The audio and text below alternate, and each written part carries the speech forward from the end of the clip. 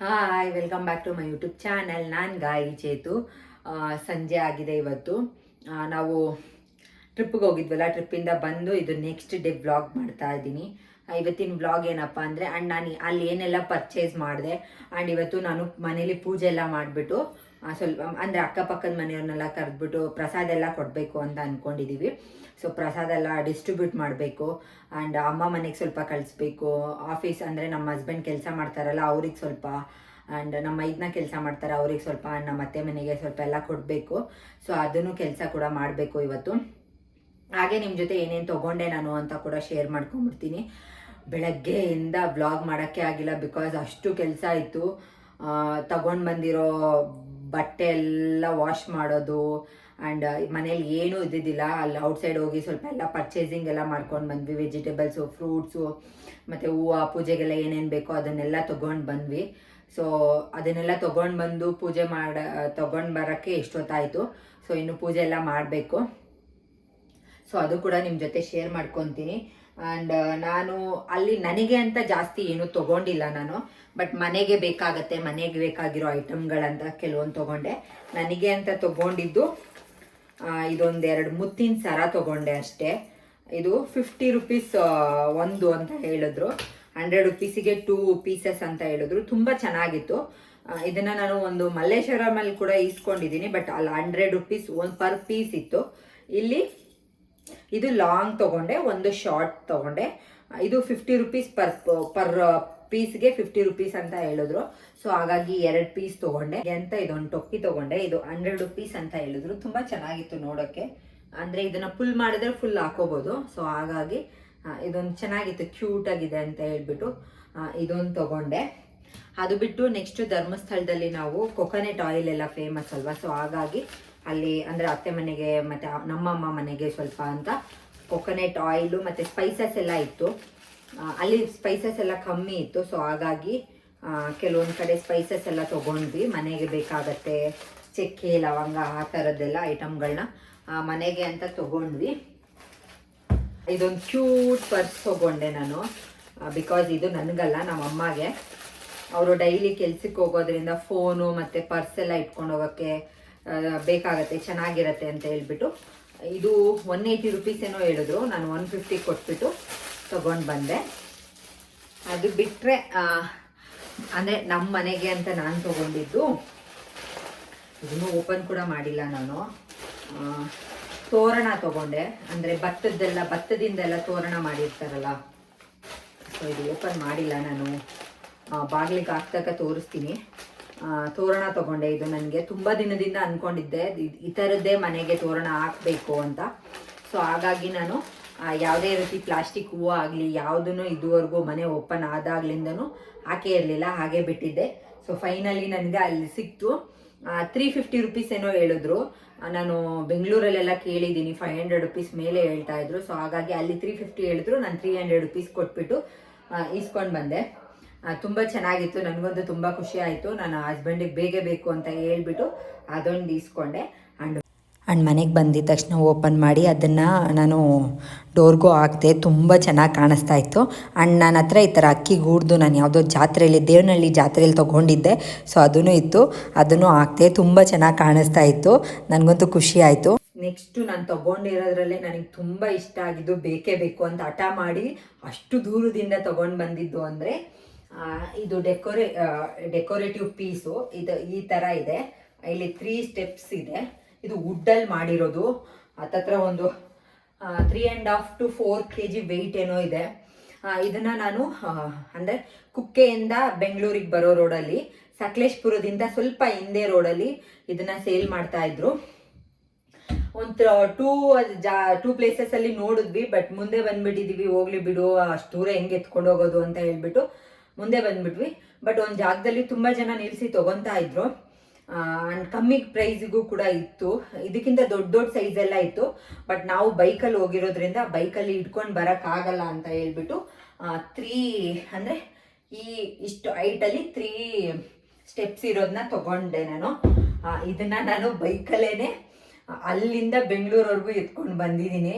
ನಮ್ಮ ಹಸ್ಬೆಂಡ್ ಇಟ್ಕೊಳಕ್ಕಾಗಲ್ಲ, ಬೇಡ ಅಂತ ಹೇಳ್ತಾ ಇದ್ರು. ಇಲ್ಲ ನನಗೆ ಬೇಕೇ ಬೇಕು ಅಂತ ಹೇಳ್ಬಿಟ್ಟು ಹಠ ಮಾಡಿ ಈಸ್ಕೊಂಡೆ. ತುಂಬ ಚೆನ್ನಾಗಿದೆ. ಇದಕ್ಕೆ ನಾನು ಜಸ್ಟ್ 500 ರುಪೀಸ್ ಅಷ್ಟೇ ಪೇ ಮಾಡಿದ್ದು. ಅವರು ನನಗೆ 700 ರುಪೀಸ್ ಏನೋ ಹೇಳಿದ್ರು. ಆ್ಯಂಡ್ ನಾನು ಇನ್ನೂ ಕಮ್ಮಿ ಕೇಳೋಣ ಅಂತ ಅಂದ್ಕೊಂಡೆ, ಬಟ್ ನನಗೆ ವಾಪಸ್ ಮನೆಗೆ ಬೇರೆ ಬರಬೇಕಾಗಿತ್ತು. ಸೊ ಹಾಗಾಗಿ 500 ರುಪೀಸ್ ವರ್ತ್ ಕೂಡ ಅಂತ ಅನ್ನಿಸ್ತು ನನಗೆ. ಬಿಕಾಸ್ ಬ್ಯಾಂಗ್ಳೂರಲ್ಲೆಲ್ಲ ಇದು ಅಷ್ಟು ಕಾಸ್ಟ್ಲಿ ಇರುತ್ತೆ. ಅಮ್ಮಮ್ಮ ಅಂದರೂ ಒಂದು 1500 ಮೇಲೆ ಇರುತ್ತೆ. ಸೊ ಹಾಗಾಗಿ ಆ್ಯಂಡ್ ಇದ್ರ ಮೇಲೆ ನಾನು ಬ್ಯಾಂಬೂ ಟ್ರೀ ಎಲ್ಲ ಬರುತ್ತಲ್ಲ, ಸೊ ಅದನ್ನೆಲ್ಲ ಪ್ಲೇಸ್ ಮಾಡೋಣ, ಡೆಕೋರೇಟ್ ಮಾಡೋಣ ಅಂತ ಅಂದ್ಕೊಂಡಿದ್ದೀನಿ. ನಿಮಗೂ ಹತ್ರದಿಂದ ತೋರಿಸ್ತೀನಿ ಹೇಗೆ ಕಾಣುತ್ತೆ ಅಂತ. ಆ್ಯಂಡ್ ಇಷ್ಟೇ ತೊಗೊಂಡು ಬಂದಿದ್ದು. ಆ್ಯಂಡ್ ಹೋಗಿದ್ದ ಕಡೆ ಎಲ್ಲ ಪ್ರಸಾದಗಳೆಲ್ಲ ತೊಗೊಂಡ್ವಿ. ಅದನ್ನೇ ಪೂಜೆ ಮಾಡಿ ಇವಾಗ ಎಲ್ಲರಿಗೂ ಕೊಡಬೇಕು. ಆ್ಯಂಡ್ ಕೈ ಕಟ್ಟೋ ದಾರ, ಅದು ದೇವ್ರದ್ದು ಇರುತ್ತಲ್ಲ, ಅದನ್ನೆಲ್ಲ ತೊಗೊಂಡ್ವಿ. ಮೇಯ್ನು ನನ್ನ ಪಾಪುದು ಹೋಗಿದ್ದ ಕಡೆ ಎಲ್ಲ ಆಟ ಸಾಮಾನು ತೊಗೊಂಡು ಬಂದ. ಅವ್ನು ನಾವೇನು ತೊಗೊಂಡ್ವೋ ಇಲ್ಲೋ ಗೊತ್ತಿಲ್ಲ, ಅವ್ರದ್ದು ಮಾತ್ರ ಒಂದು ಬ್ಯಾಗ್ ಫುಲ್ಲು ಆಟ ಸಾಮಾನಾಗಿತ್ತು. ಅವ್ರಿಗೆ ಏನೇನು ಬೇಕೋ ಅದನ್ನು ತೊಗೊಂಡಿದ್ರು. ಸೊ ಹೀಗಿತ್ತು ನಮ್ಮ ಜರ್ನಿ. ತುಂಬ ಚೆನ್ನಾಗಿತ್ತು. ದೇವರು ನಮಗೆ ಸೇಫಾಗಿ ಹೋಗಿ ಸೇಫಾಗಿ ಬರೋಂಗೆ ಮಾಡ್ದೆ. ನಾನಂತೂ ತುಂಬ ಆರಾಮಾಗೇ ಇದ್ದೀನಿ, ಏನು ಪ್ರಾಬ್ಲಮ್ ಆಗದೆ ತುಂಬ ಆರಾಮಾಗಿದ್ದೀನಿ. ಸೊ ಖುಷಿ ಇದೆ ನನಗೂ. ಆ್ಯಂಡ್ ಬನ್ನಿ ಇದನ್ನು ನಿಮ್ಗೆ ಹತ್ರದಿಂದ ತೋರಿಸ್ತೀನಿ, ನೋಡಿ ಹೇಗಿದೆ ಅಂತ.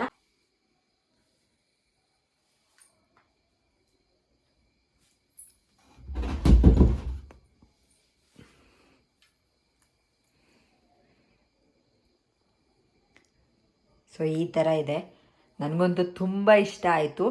ಸೊ ಇಷ್ಟಪಟ್ಟು ಅಲ್ಲಿಂದ ಕಷ್ಟಪಟ್ಟು ತೊಗೊಂಡು ಬಂದಿದ್ದೀನಿ ಕಾಪಾಡಿಕೊಂಡು. ಹತ್ತತ್ರ ಒಂದು 300 ಕಿಲೋಮೀಟ್ರು ಟ್ರಾವೆಲ್ ಮಾಡಿಕೊಂಡು ಎತ್ಕೊಂಡು ಬಂದಿದ್ದೀನಿ ಬೈಕಲ್ಲಿ ಇದನ್ನು. ನೆಕ್ಸ್ಟು ಅಂದರೆ ಇದೇನು ನಾನು ಅಲ್ಲಿ ಅಂತ ಪರ್ಚೇಸ್ ಮಾಡಿಲ್ಲ. ನಮ್ಮ ಅಮ್ಮಗೆ ಒಂದು ಡ್ರೆಸ್ ತೊಗೊಂಡೆ, ಅವ್ರದ್ದು ಬರ್ಡೇ ಇತ್ತು ಜಾನ್ಗೆ. ಸೊ ಈ ಥರ ಅಂದರೆ ಫುಲ್ ಸೆಟ್ ತೊಗೊಂಡಿದ್ದೀನಿ. ಇಲ್ಲಿ ಏನು ಪ್ಯಾಟ್ರನ್ ಕಾಣ್ತಾ ಇದೆಯೋ ಅದನ್ನೇ ಇದು, ಸೇಮ್ ಅದೇ ಕಲರು ಎಲ್ಲನೂ. ಅವ್ರಿಗೇನು ಕೊಡ್ಸೋಕ್ಕಾಗಿಲ್ಲ, ಬರ್ತಡೇಗೆ ಹೋಗೋಕ್ಕೂ ಆಗಿಲ್ಲ. ಬಿಕಾಸ್ ನಾವು ನೆಕ್ಸ್ಟ್ ಡೇನೇ ನಾವು ಟ್ರಿಪ್ ಹೋಗೋದ್ರಿಂದ ಅಲ್ಲಿ ಹೋಗೋಕ್ಕಾಗಿಲ್ಲ. ಸೊ ಹಾಗಾಗಿ ಇದನ್ನು ಅವ್ರಿಗೆ ಕೊಡೋಣ ಅಂತ ಹೇಳ್ಬಿಟ್ಟು ತೊಗೊಂಡಿದ್ದೀನಿ. ಇದ್ರ ಜೊತೆಗೆ ಆ ಬ್ಯಾಗು ಆ್ಯಂಡ್ ಪ್ರಸಾದ ಎಲ್ಲ ತೊಗೊಂಡೋಗಿ ಕೊಡಬೇಕು. ನಾನು ಹೋಗೋಕ್ಕಾಗಲ್ಲ. ಸೊ ಹಸ್ಬೆಂಡ್ ವರ್ಕಿಗೆ ಹೋಗ್ತಾರಲ್ಲ, ಅವ್ರ ಕೈಲಿ ಕೊಟ್ಟು ಕಳಿಸ್ತೀನಿ. ಸೊ ಅವ್ರಿಗೆ ಈ ಡ್ರೆಸ್ಸು ಮತ್ತು ಆ ಬ್ಯಾಗ್ ಎಲ್ಲ ಇಷ್ಟ ಆಗತ್ತೆ ಅಂತ ಅಂದ್ಕೊಂಡಿದ್ದೀನಿ. ಒಂದು 15 ಡೇಸ್ ಮುಂಚೆನೇ ನಾವು ಇನ್ಸ್ಟಾಗ್ರಾಮಲ್ಲಿ LMZ ಅನ್ನೋ ಸ್ಟೋರಲ್ಲಿ ಮಂಚ ಆರ್ಡ್ರ್ ಮಾಡಿದ್ವಿ. ಅಂದರೆ ವಿತ್ತು ಸ್ಟೋರೇಜ್ ಇರೋದು, ಡ್ರಾನು ಮತ್ತು ಈ ಥರ ಪುಲ್ಲಿಂಗ್ದು ಇರೋದು ಬೇಕಾಗಿತ್ತು ಅಂತ ಆರ್ಡ್ರ್ ಮಾಡಿದ್ವಿ. ಅಳತೆ ನೋಡಿ ಅದು ಕೂಡ ಇವತ್ತೇ ಡೆಲಿವರಿ ಆಯಿತು. ಅವ್ರು ಮುಂಚೆನೇ ಡೆಲಿವರಿ ಮಾಡ್ತೀನಿ ಅಂತ ಹೇಳಿದರು, ಬಟ್ ನಾವು ಮನೇಲಿ ಇರಲ್ಲ ಅಂತ ಹೇಳಿಬಿಟ್ಟು ಇವತ್ತೇ ಡೆಲಿವರಿಗೆ ಹೇಳಿದ್ವಿ. ಇವತ್ತೇ ಬಂದಿತ್ತು. ಅವರೇ ಡೆಲಿವರಿ ತೊಗೊಂಡು ಬಂದು ಫಿಟ್ಟೆಲ್ಲ ಮಾಡಿ ನೀಟಾಗಿ ನಮ್ಗೆ ಎಲ್ಲಿ ಬೇಕೋ ಅಲ್ಲಿ ಜೋಡಿಸ್ಕೊಟ್ಬಿಟ್ಟು ಹೋದರು. ತುಂಬ ಚೆನ್ನಾಗಿದೆ, ಕ್ವಾಲಿಟಿನೂ ಅಷ್ಟೇ ಸಕ್ಕತ್ತಾಗಿದೆ. ಎಕ್ಸ್ಪೆಕ್ಟ್ ಮಾಡಿಗಿಂತ ಜಾಸ್ತಿ ತುಂಬ ಚೆನ್ನಾಗಿತ್ತು. ನಾವಂತೂ ಫುಲ್ ಖುಷಿಯಾಗಿ ಹೋಗ್ಬಿಟ್ವಿ. ಬೇಕಾದರೆ ಈ ಅವ್ರದ್ದು ಪೇಜ್ನ ನಾನು ಡಿಸ್ಕ್ರಿಪ್ಷನಲ್ಲಿ ಮೆನ್ಷನ್ ಮಾಡಿರ್ತೀನಿ, ಚೆಕ್ ಮಾಡಿ. ಇದು ಯಾವುದೇ ರೀತಿ ಪ್ರಮೋಷನ್ ಅಲ್ಲ, ನಾನು ಖುದ್ದಾಗೆ ನೋಡಿ ಪ್ರೈಸ್ ಕಮ್ಮಿ ಇದೆ, ಕ್ವಾಲಿಟಿನೂ ಚೆನ್ನಾಗಿದೆ ಅಂತ ಹೇಳ್ಬಿಟ್ಟು ಇಸ್ಕೊಂಡಿರೋದು. ನೋಡಿ ನಮ್ಮ ಪಾಪು ಎಷ್ಟು ಖುಷಿಯಾಗಿದ್ದಾರೆ ಅಂತ. ಆಮೇಲೆ ಸ್ವಲ್ಪ ಔಟ್ಸೈಡೆಲ್ಲ ಹೋಗಿ ಮನೆಗೆ ಏನೇನು ಬೇಕೋ ಐಟಮ್ಸ್ ಎಲ್ಲ ತೊಗೊಂಡು ಬಂದ್ವಿ. ಬಿಕಾಸ್ ಫುಲ್ಲು ಖಾಲಿಯಾಗಿ ಹೋಗ್ಬಿಟ್ಟಿತ್ತು. ಆ್ಯಂಡ್ ಹೂವು ಬೇಕಾಗಿತ್ತು ಪೂಜೆಗೆ, ಅದನ್ನು ತೊಗೊಂಡು ಬಂದ್ವಿ. ಆ್ಯಂಡ್ ಬರ್ತಾ ನಾನು ಈ ತುಳಸಿ ಕಟ್ಟೆನ ತೊಗೊಂಡು ಬಂದೆ. ತುಂಬ ದಿನದಿಂದ ಅಂದ್ಕೊಂಡಿದ್ದೆ. ಆ್ಯಂಡ್ ಮನೆ ಗ್ರೂಪ್ ರೇಷಕ್ಕೆ ತೊಗೊಂಡು ಬರಬೇಕು ಅಂತ ಅಂದ್ಕೊಂಡಿದ್ದೆ, ಬಟ್ ಬ್ಯುಸಿಯಲ್ಲಿ ತೊಗೊಂಡು ಬರೋಕ್ಕಾಗಿದ್ದಿಲ್ಲ. ಆಮೇಲೆ ಇಷ್ಟು ದಿನ ಆದಮೇಲೆ ನಮಗೆ ಸಿಕ್ತು ಇವತ್ತು. ಇದು 500 ರುಪೀಸ್ ಏನೋ ಕೇಳಿದ್ರು, ನಾನು 350 ರುಪೀಸ್ ಏನೋ ಪೇ ಮಾಡಿದೆ.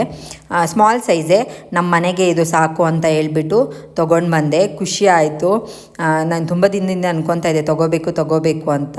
ಸೊ ಹಾಗಾಗಿ ಇವತ್ತು ತೊಗೊಳ್ಳೋ ಚಾನ್ಸ್ ಸಿಕ್ತು. ಆ್ಯಂಡ್ ಇದಕ್ಕೆ ನಾನು ಗಿಡ ಕೂಡ ಹಾಕಬೇಕು. ಆ್ಯಂಡ್ ಇವತ್ತು ನಮ್ಮನೆ ಗಾರ್ಡನಲ್ಲಿ ಬಿಟ್ಟಿರೋ ಹೂದಿಂದನೇ ಆ ತುಳಸಿಗೆ ಪೂಜೆ ಮಾಡಬೇಕು ಅಂತಲೂ ಅಂದ್ಕೊಂಡಿದ್ದೀನಿ.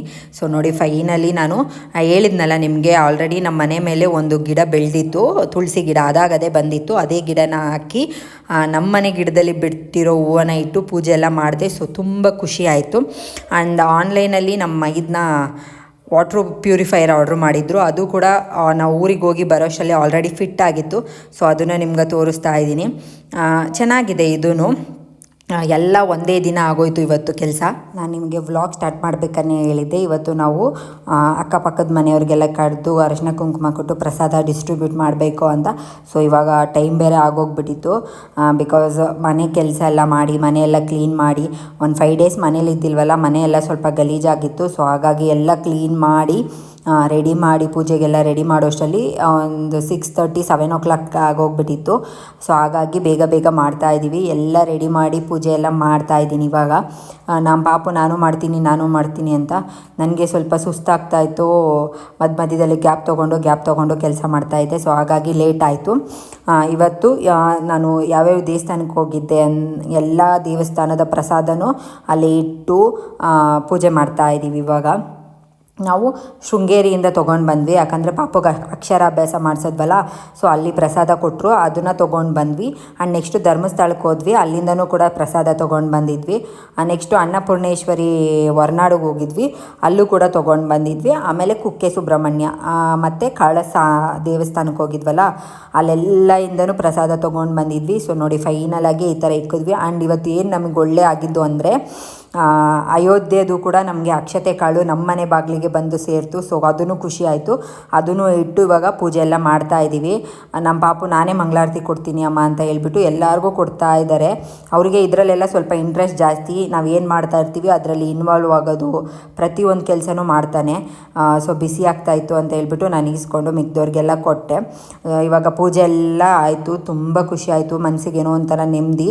ಅಷ್ಟು ದೂರ ಈ ಟೈಮಲ್ಲಿ ಅಂದರೆ ಪ್ರೆಗ್ನೆನ್ಸಿ ಟೈಮಲ್ಲಿ ಹೋಗಿ ಬಂದಿದ್ದು, ದೇವರು ನಮ್ಮನ್ನು ಅಲ್ಲಿಂದ ಸೇಫಾಗೆ ಮತ್ತೆ ವಾಪಸ್ ಮನೆಗೆ ಕರ್ಕೊಂಡು ಬಂದುಬಿಟ್ಟಿದ್ದಾರೆ. ಸೊ ಹಾಗಾಗಿ ಅದು ಖುಷಿ ಇದೆ. ಇವಾಗ ಎಲ್ಲರಿಗೂ ಅರಿಶಿನ ಕುಂಕುಮ ಕೊಟ್ಬಿಟ್ಟು ಹಸ್ಬೆಂಡು ಎಲ್ಲರಿಗೂ ಡಿಸ್ಟ್ರಿಬ್ಯೂಟ್ ಮಾಡ್ತಾಯಿದ್ದಾರೆ. ಎಲ್ಲ ಮಿಕ್ಸ್ ಮಾಡಿಬಿಟ್ಟಿದ್ದೆ ನಾನು, ಬಿಕಾಸ್ ಸಪ್ರೇಟಾಗಿ ಕೊಡೋಕ್ಕೆ ಅದು ಸರಿ ಹೋಗಲ್ಲ ಅಂತ ಹೇಳ್ಬಿಟ್ಟು ಎಲ್ಲನೂ ಮಿಕ್ಸ್ ಮಾಡಿ ಇವಾಗ ಒಂದು ಪ್ಲೇಟಲ್ಲಿ ಹಾಕ್ಕೊಡ್ತಾ ಇದ್ದೀವಿ. ಆ್ಯಂಡ್ ಧರ್ಮಸ್ಥಳದಲ್ಲಿ ನಾವು ಕೈಗೆ ದಾರ ಎಲ್ಲ ಕಟ್ತಾರಲ್ಲ, ಅದು ಕೂಡ ಸ್ವಲ್ಪ ಜಾಸ್ತಿನೇ ತೊಗೊಂಡಿದ್ದೆ ನಾನು.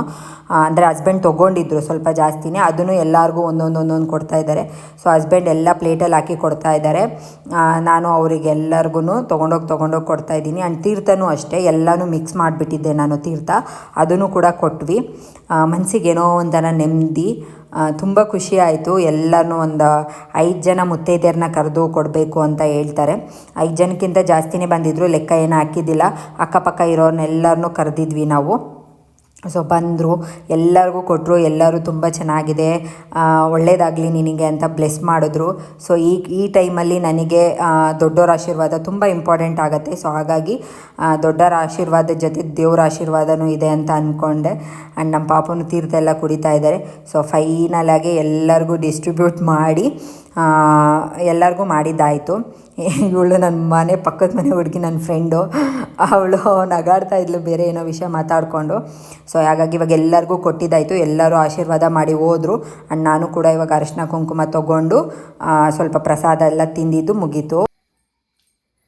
ನೋಡಿದ್ರಲ್ಲ ಹೇಗಿತ್ತು, ಏನೇನೆಲ್ಲ ತೊಗೊಂಡು ಬಂದೆ. ಆ್ಯಂಡ್ ಪೂಜೆ ಎಲ್ಲ ಮಾಡಿ ಎಲ್ಲರಿಗೂ ಕರೆದು ನಾವು ಪ್ರಸಾದ ಎಲ್ಲ ಕೊಟ್ವಿ. ಸೊ ಮನಸ್ಸಿಗೆ ಏನೋ ಒಂಥರ ಫೀಲು. ಆ್ಯಂಡ್ ನಮ್ಮ ಪಾಪು ಕೂಡ, ನನ್ನ ಮಗಳು ಅವಳು ಕೂಡ ಬ್ಲೆಸ್ ಆಗಿರ್ತಾಳೆ ಅಂತ ಅಂದ್ಕೊತೀನಿ. ನನಗಂತೂ ತುಂಬ ಖುಷಿ ಇದೆ, ತುಂಬ ಖುಷಿ ಕೂಡ ಆಯಿತು. ಸೊ ನೀವು ಕೂಡ ಈ ವಿಡಿಯೋನ ನೋಡಿ ಎಂಜಾಯ್ ಮಾಡಿರ್ತೀರಾ ಅಂತ ಅಂದ್ಕೊತೀನಿ. ಆ್ಯಂಡ್ ನಾನು ತೊಗೊಂಡು ಬಂದಿರೋದ್ರಲ್ಲಿ ನಿಮಗೇನು ಇಷ್ಟ ಆಯಿತು ಅಂತ ಕೂಡ ಕಮೆಂಟ್ ಮಾಡಿ. And thank you so much. And ಈ ವಿಡಿಯೋನ ಇಲ್ಲಿಗೆ ಎಂಡ್ ಮಾಡ್ತಾ ಇದ್ದೀನಿ. ಮತ್ತೆ ಹೊಸ ವಿಡಿಯೋದಲ್ಲಿ ಸಿಗ್ತೀನಿ. ಟೇಕ್ ಕೇರ್, ಬಾಯ್ ಬಾಯ್.